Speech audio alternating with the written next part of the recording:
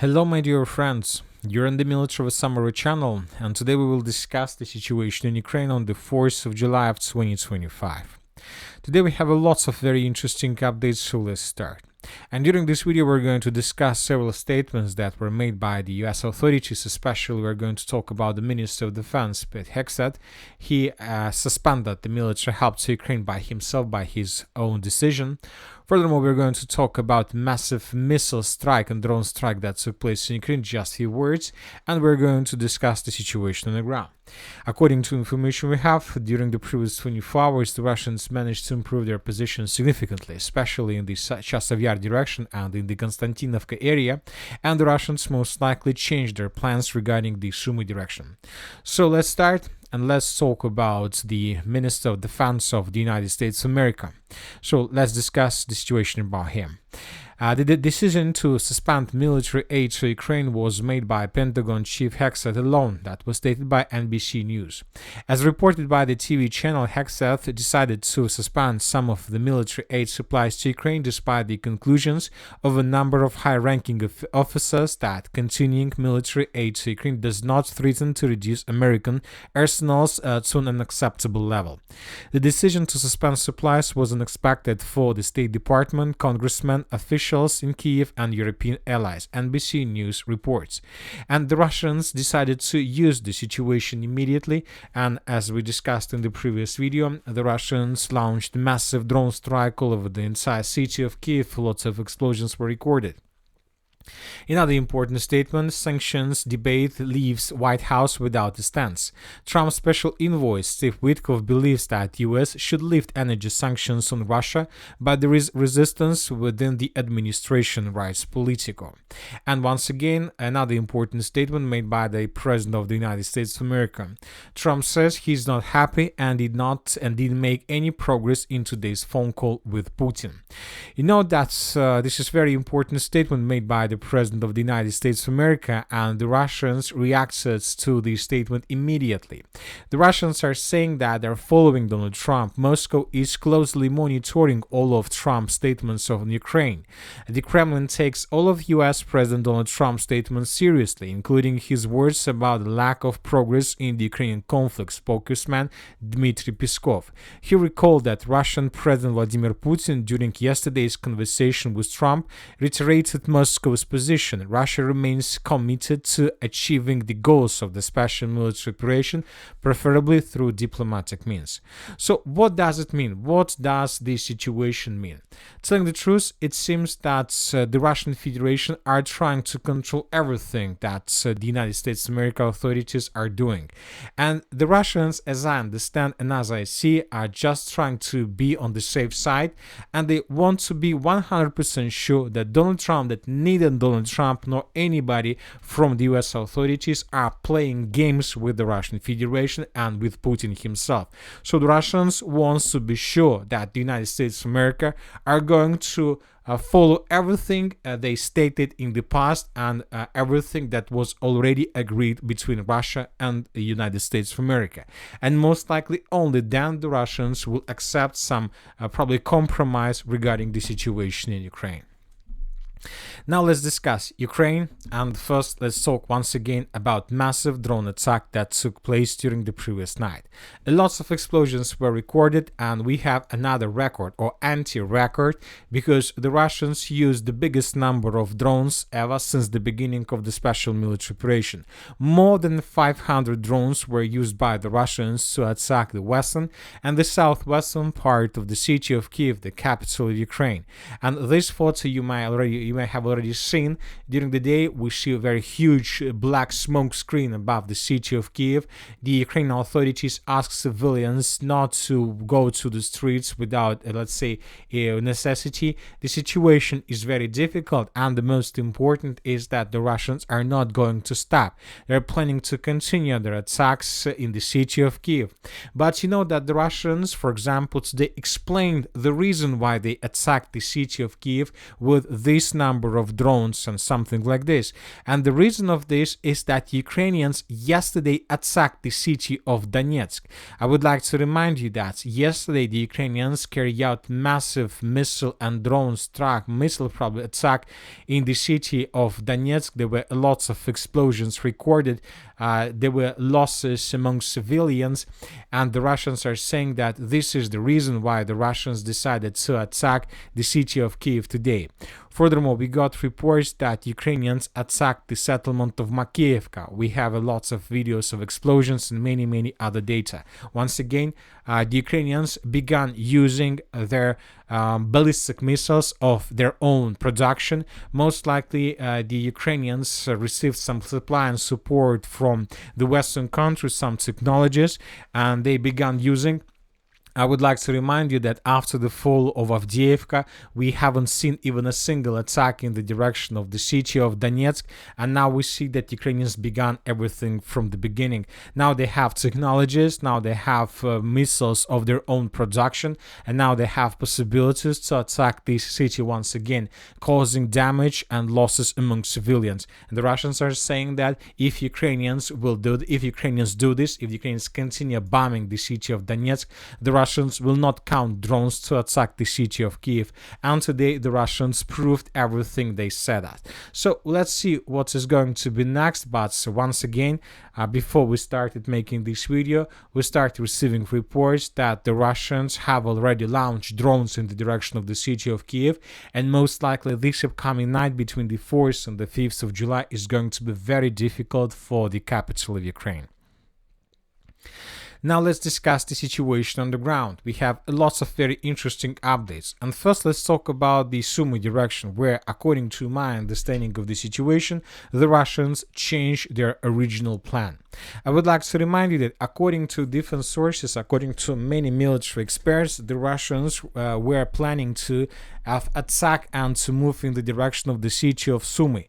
But for some reason, after the Russians almost established complete control over the first defense layer, the Russians decided to change their plans. They stopped completely, first of all, and it was just a question whether the Russians were going to continue or they preferred to stop and not to move further in the southern direction. And today we came to the conclusion that the Russians are going to move, but the Russians are not going to move further in the direction of the second defense layer. The Russians most likely are going to move and to improve their positions around the settlement of Tetkina. At least today we have several geolocations from this area. The Russians most likely managed to restore complete control over the region of Tetkina itself. Today we got lots of videos how the Russians were counterattacking, how the Russians were moving along three lines and fortifications and former Ukraine positions, and how the Russians were clearing them. For example, in this video we can see how Russian soldiers, you can see, were moving along this tree line. So which means that the Russians managed to restore partially the territory of Kursk region and answer the Sumy region in the vicinity of the city of Tetkina. In this video we can see how Russians were bombing almost the same tree line with the purpose to destroy Ukrainian forces that were located in this area. Furthermore, several mappers reported that the Russians managed to restore complete control over the settlement of Tetkina and over the tree lines around the settlement. So now we believe that the Russians are going to continue their offensive operation with the purpose to create a buffer zone or secure zone along the border with the Russian Federation. We're talking just about first layer of settlements in this area, and maybe this is the goal of the Russians, so to take under control everything, let's say, between this red line and the border, because since March of 2025, the Ukrainians made probably already hundreds of attempts to cross the border with the Russian Federation and to attack villages and settlements along the border. So now the Russians want to minimize all this risk and to move the front line on the territory of Ukraine. And you know that this is maybe not the only reason why the Russians are going to begin their offensive operation here. The most important settlement that is under complete Ukraine control are the village, not like one settlement, but there are two settlements. There is a village of Vorozhba and the village of Belopolye. more or less huge villages, it's maybe like a towns. And if the Russians are able to establish complete control over this territory, the Russians will be able to cut one of the railways that goes from the city of Kiev through the settlement of Konotop in the direction of the city of Sumy. Obviously, this will probably reduce Ukrainian logistic capabilities. Furthermore, this is very important settlement because Ukrainians, if they supply their forces, they use the production of drones on the territory of the city of Konotop. And for example, today we got another batch of videos how the Russians were attacking the city of Konotop. For example, if we increase the numbers of days, let's say since the beginning of June, we're gonna receive up to 10 icons probably from this area where we can see how the Russians were bombing and attacking the city of Konotop, especially some buildings and facilities that the Russians supposed Ukrainians had some production areas where they use to produce drones to attack Russia and to attack, let's say, Tyotkina and to attack Russian positions along in the Sumy direction. For example, this video that was published probably somewhere at the beginning of June, we remember this video. We have barracks hangars that were attacked by Russians with Iskanders and with Giran drones. So this is very important military city that Ukrainians use to produce hundreds of drones. And the Russians know that if they cut these railways, this will lead to collapse or to some problems with logistic and military capabilities of Ukrainians in this area. So this roads of attack, to my opinion, is preferable in comparison with movements in the direction of the city of Sumy itself, because there is a huge forest, too many problems, and so far from the border. But when talking about this line completely fits Russian concept of the secure zone. Now let's move further and let's discuss the situation in the northeastern part of the Kharkiv region. I would like to remind you that yesterday the Russians reported that they managed to establish complete control over the village of Milova. Later we got reports that the Russians managed to improve their position significantly in the forest in the vicinity of the settlement, and today this information was also confirmed by pro-Ukrainian resources. Telling the truth, today a pro-Ukrainian deep state published their own article about the situation in this area, and when talking about their article, we see that Ukrainians are in panic. After a relatively short assault, the Russians managed to seize the village of Milova and numerous forest belts west and south of the village. These actions are designed to support the offensive of the Russian armed forces on the western bank of the Oskol River.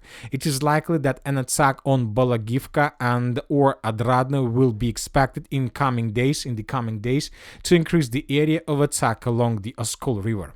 So the Ukrainians are saying that the next thing that the Russians are going to do is to move in the direction of the settlement of Adradne and to attack the settlement of Balogovka. So the Ukrainians are saying that the Russians will try to connect these two footholds in one big foothold along the border and the river of Oskol. This will allow the Russians to continue offensive operation further in the direction of the villages of Kolodezne, Dvorichinska, Ambarne, and many other different towns and settlements in the northeastern part of the Kharkiv region. Now let's move further and let's discuss the situation in the most important area. We are talking about the city of Konstantinovka. Today, the Minister of Defense of the Russian Federation probably surprised every single person who follows the special military operation and the situation in Ukraine. Today, the Russians stated that the forces of the Group of Forces South managed to establish complete control over the village by the name of Pritechina. So we are talking about this settlement. Telling the truth, as you can see, we have adjusted the map, but telling the truth, currently nobody knows for sure how exactly the Russians secured the village, what part of the village is under complete Russian control, whether the entire village is under complete Russian control, or there are some pockets of resistance or some territories under complete Ukrainian control. We adjusted the map, as you can see, just based on the borders of the settlement, so based on every single building that belongs to the village of Pritechina itself, because we don't know for sure how exactly and where are the Russian positions and where are the Ukrainian positions. Anyway, the Minister of Defense of the Russian Federation reported about this, and we made corrections. And this is very important because, of course, now we are waiting for some video from the Russian side where we could see Russian flags. We believe that we are not going to see this video during the next 2 or 3 weeks because we believe that the front line is very close to the village itself and that there are very heavy clashes around the settlement. But anyway, we see that the situation is very difficult for the Ukrainians.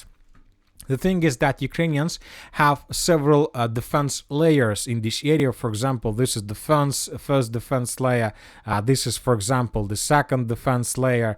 And, for example, this is the third defense layer in this area.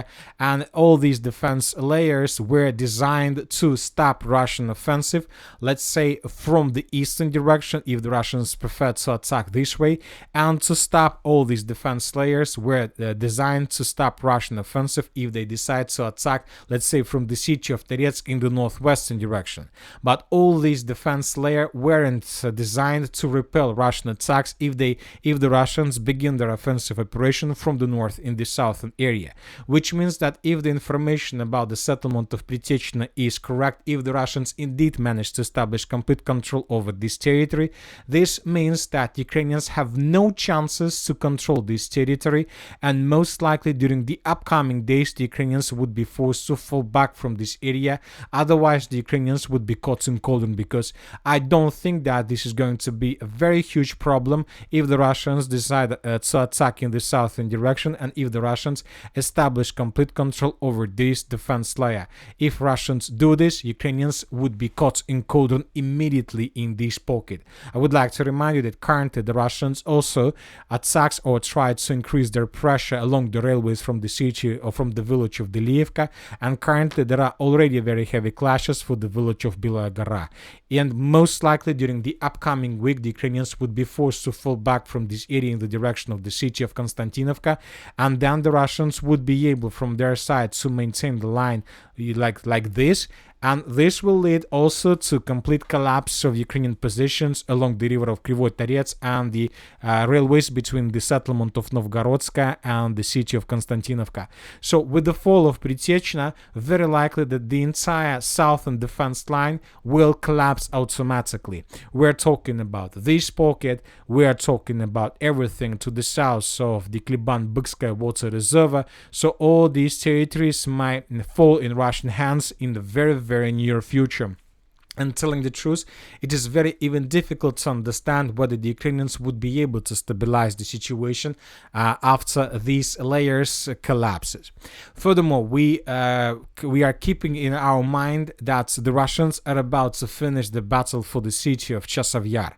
More and more updates are coming already from the southern parts of the settlement, from the villages and the settlements, let's say, to the west of the city of Chasiv Yar, and we have already too many experts, too many military sources that report Russian almost complete control over the city of Chasiv Yar. So this is another area where Ukrainian defense can collapse without any problems, and this will mean that the southern, the southeastern, the eastern and the northeastern flanks of the city of Konstantinovka will have no more defense, and the clashes in the Russians would be able to begin offensive operation in the city of Konstantinovka itself. But at the same time, we receive lots of icons in the northwestern direction from the city of Chasiv Yar. So here it seems that the Russians, before moving further in the direction of the city, would try to improve their positions in the northwestern direction, just with the purpose to open another front line for the city of Konstantinovka. And we are talking about, first of all, the northern and the northeastern direction. And from these positions, from the villages of Bezimyanne, Popasne, Klinovo and Verolubovka, the Russians will be able to attack the settlements of Alexeyevka, Drushkovka, and to establish complete fire control over the main supply lines. So we see that the battle for the city of Konstantinovka is going to start very soon, and we are talking obviously about the summer of 2025. Only there's just one way how this offensive operation might be stopped, and only if Zelensky accepts the Russians' demands, stop martial law, stop mobilization, and if Zelensky begins direct negotiations with the Russian Federation on the Russian terms. This is the only probably way how to stop this, let's say, offensive operation. Not just in the direction of Konstantinovka, of course, in the direction of the city of Pokrovsk, the city of Siversk, the city of Kupiansk, the entire northeastern part of the Kharkiv region, and of course the Sumy direction. Now let's move further and let's discuss the situation in the Dnipropetrovsk direction. It seems that there are very heavy clashes in this area, and it seems that the Ukrainians are in panic, they're desperate, and we see some chaos in actions. The Russians managed to break through these defense belts to the west of the river of Mokra Yali, at least in several directions. This is the first area where the Russians managed to break through. This is the second area where the Russians managed to break through this area. And this is the third direction where the Russians managed to achieve significant results. And now the Russians began advancing in the northwestern direction. It seems that Ukrainians can't stabilize everything. The only thing they can do is to try to evacuate their assets. Tanks, artillery systems, but the Russians established a long time ago complete FPV-drone control with this territory, and everything that Ukrainians try to evacuate can be destroyed without any problems and very fast. The main logistic roads were destroyed a long time ago. The main areas of Ukrainian concentration are under complete Russian aviation control. Dozens of FABs falls on the Ukrainian positions in deep rear. So the situation is very critical, and we are waiting when the first changes are going to come to us, because it seems that 2-3 days and we're gonna start receiving videos with Russian flags raised in different parts of these settlements in this area. In this video, for example, we can see how Ukrainians were trying to evacuate their soldiers from the village of Mirne, but the Russians managed to discover the movements of the armored forces of Ukraine, and they destroyed 2 vehicles with the purpose not to allow the Ukrainians to save their soldiers and their forces. And that's it for today. Military Summary channel reminds we condemn any violence in the world. Thank you for watching. Subscribe to my channel, put your likes, join my Patreon, and have a good day. Bye bye.